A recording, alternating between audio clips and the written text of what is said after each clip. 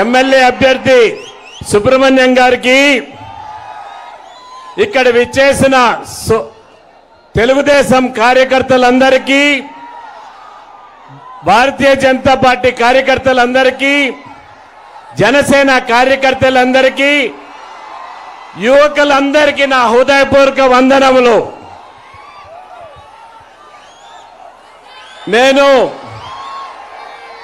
మొట్టమొదటిసారి చంద్రబాబు నాయుడు నేను కలిసి మీటింగ్ లో పార్టిసిపేట్ చేయటం జరుగుతూ ఉంది. ఇంతవరకు ఎప్పుడూ లేదు. మా తండ్రి గారు చంద్రబాబు నాయుడు సమకాలికులు. పవన్ కళ్యాణ్ గారు అన్న నేను కలిసి మీటింగుల్లో పార్టిసిపేట్ చేశాం. పవన్ కళ్యాణ్ గారితో కూడా ఈరోజు పార్టిసిపేట్ చేయటం చాలా సంతోషంగా ఉందనేది స్పష్టంగా తెలియజేస్తున్నాను. ఇల్లు అలగ్గానే పండగ కాదు.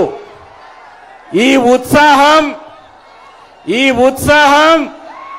మే 13వ తేదీ వరకు ఖచ్చితంగా తీసుకొని పోవాల్సిన అవసరం ఉన్నది. ఈ ఒక పక్క మోడీ గారి నాయకత్వంలో కేంద్రంలో, రాష్ట్రంలో చంద్రబాబు గారి నాయకత్వంలో ఖచ్చితంగా 2 ప్రభుత్వాలు రావాల్సిన అవసరం ఈ దేశానికి, ఈ రాష్ట్రానికి అవసరంగా మారిందనేది స్పష్టంగా తెలియజేస్తున్నాను. నేను కూడా ముఖ్యమంత్రిగా పనిచేశాను. పరిపాలన తెలిసిన వాడిని. ఇంత దరిద్రమైన పరిపాలన నా జీవితంలో నేను చూడలేదు. ఇక్కడ తండ్రి కొడుకులు ఉన్నారు. ఒకరు మంత్రి, ఒకరు ఎమ్మెల్యే, ఒకరు ఎంపీ.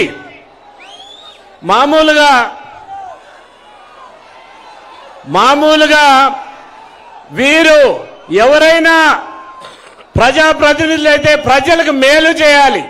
కానీ వీరు చేసిన నిర్వాక్యం వల్ల పూర్తిగా అన్నమయ్య డ్యాం కొట్టుకొని పోయేదానికి కేవలం వీళ్ళే కారణం అనేది స్పష్టంగా తెలియజేస్తున్నాను. పింఛలో ఇసుక దోపిడీ చేసేదానికి పింఛ ప్రాజెక్ట్ నా కాన్స్టిట్యున్సీలో వస్తుంది, పీలేరులో వస్తుంది. అక్కడ ఇసుక దోపిడీ చేసేదానికి అక్కడ తెగిపోతే రిపేర్ చేయకన్నా దాన్ని అట్లే వదిలేసిన దాని వల్లనే అన్నమయ్య ప్రాజెక్ట్ కొట్టుకుపోయింది. కొట్టుకుపోయిన తర్వాత 39 మంది చనిపోయారు.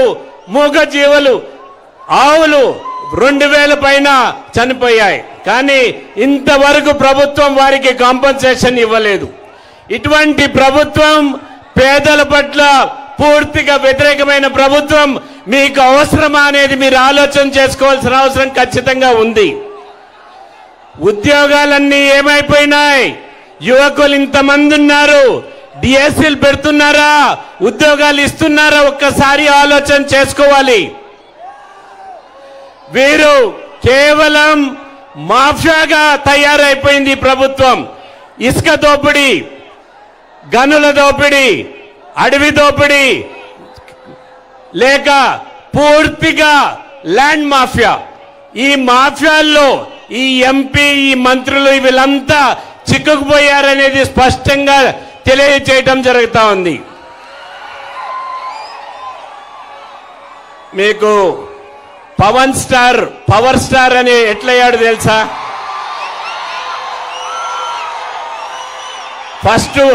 ఫస్ట్ మూవీల్లో మీరు ఆమోదించలేదు. ఆయన స్ట్రగ్లింగ్ స్టార్ గా ఉన్నాడు. ప్రజలు ఆమోదం తెలిపిన తర్వాత పవర్ స్టార్ అయ్యాడు. ఈ ఎలక్షన్ తర్వాత ఈ స్ట్రగ్లింగ్ స్టార్ పవర్ స్టార్ గా మీరు మార్చాల్సిన అవసరం ఖచ్చితంగా ఉన్నది అనేది స్పష్టంగా తెలియజేస్తున్నాను. చంద్రబాబు నాయుడు గారి